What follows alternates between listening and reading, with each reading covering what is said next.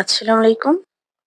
আজকে আমি তৈরি করব কিভাবে অল্প সময়ে অল্প উপকরণ দিয়ে পাটিসাপটা পিঠা তৈরি করা যায়। এখানে আমি 1/2 লিটারও বেশি দুধ নিয়েছি। এখানে আমি সামান্য পরিমাণ আতপ চাল দিয়ে দিলাম।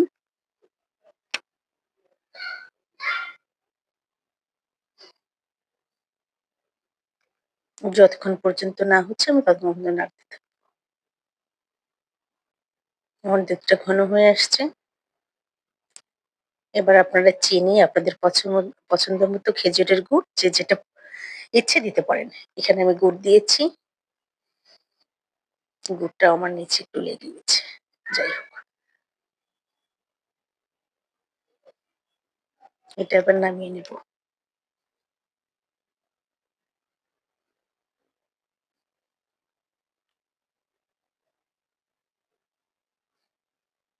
এখানে আমি ২ কাপের বেশি আটা নিয়েছি। এবার সামান্য পরিমাণ লবণ এবং সামান্য একটু পানি দিয়ে ভালো করে বেটার তৈরি করে নেব। আপনারা চিনি বা গুড় যার যেরকম ইচ্ছা আপনারা দিতে পারেন। আমি এখানে চিনি দিয়েছি। এটা আপনারা দুধ দিয়েও করে নিতে পারেন।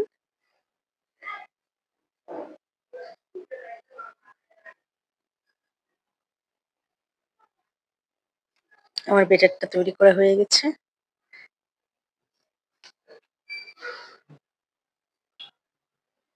এবার আমি পিঠাগুলো তৈরি করে নেব। এটা ভালো করে একটা মসৃণ সফট বেটার তৈরি করতে হবে। তাহলে পিঠাগুলো অনেক মসৃণ হবে। এখানে আমি সামান্য পরিমাণ তেল দিয়ে আমি টিস্যু পেপার দিয়ে সামান্য মুছে নিয়েছি।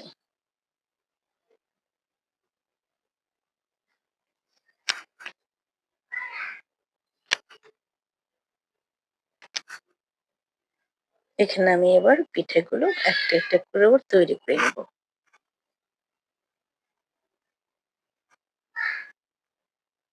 এবার আমি এখানে সামান্য পরিমাণ বেট দিয়ে আমি এটা ভালো করে কড়াই দিয়ে ভালো করে ঘুরিয়ে নেব।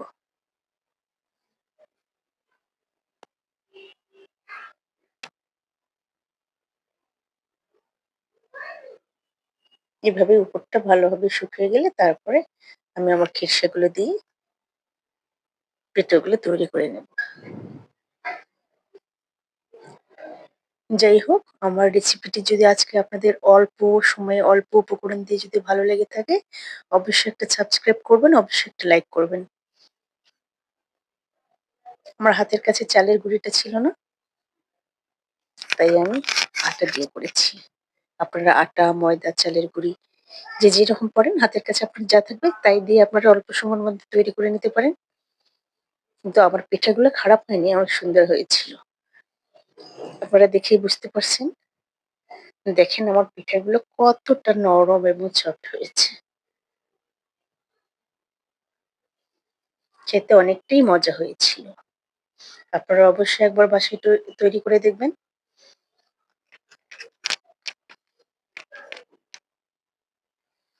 চালের গুঁড়ি দিয়ে অনেক সফট হয় কিন্তু আটা দিয়েও হয়। একবার বাসায় তৈরি করে দেখেন না।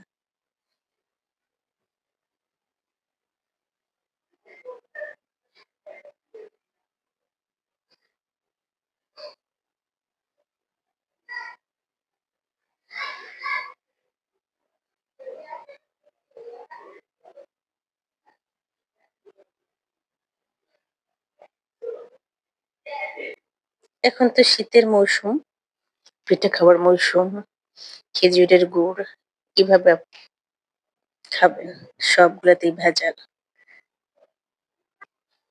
যাই হোক, তারপরেও তো মানুষের পিঠে খাওয়া তো আর থেমে থাকবে না। আবারও মনে করিয়ে দিলাম সবাইকে, আমার এই রেসিপিটা যদি আপনাদের ভালো লেগে থাকে অবশ্যই একটা সাবস্ক্রাইব করবেন, অবশ্যই একটা লাইক করবেন। এগুলো এভাবে আমার সব পিঠে তৈরি করা হয়ে গেছে।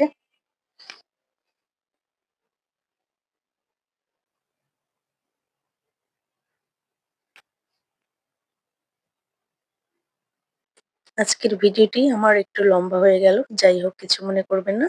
আপনারা অবশ্যই ধৈর্য সহকারে দেখবেন এবং যারা নতুন, যারা এখনো এই পিঠা তৈরি করতে পারেন না, অবশ্যই আমার এই সহজ এবং অল্প উপকরণ দিয়ে বাসায় কিভাবে তৈরি করা যায় তারা অবশ্যই চেষ্টা করে দেখবেন। দেখলেন তো আমার কত সহজেই আমার পিঠাগুলো তৈরি হয়ে গেল। এবারে আমি একটা ভেঙে দেখাবো। এই দেখুন কতটা নরম এবং সফট হয়েছে। একবার অবশ্যই ট্রাই করে দেখবেন। ওকে, ভালো থাকবেন।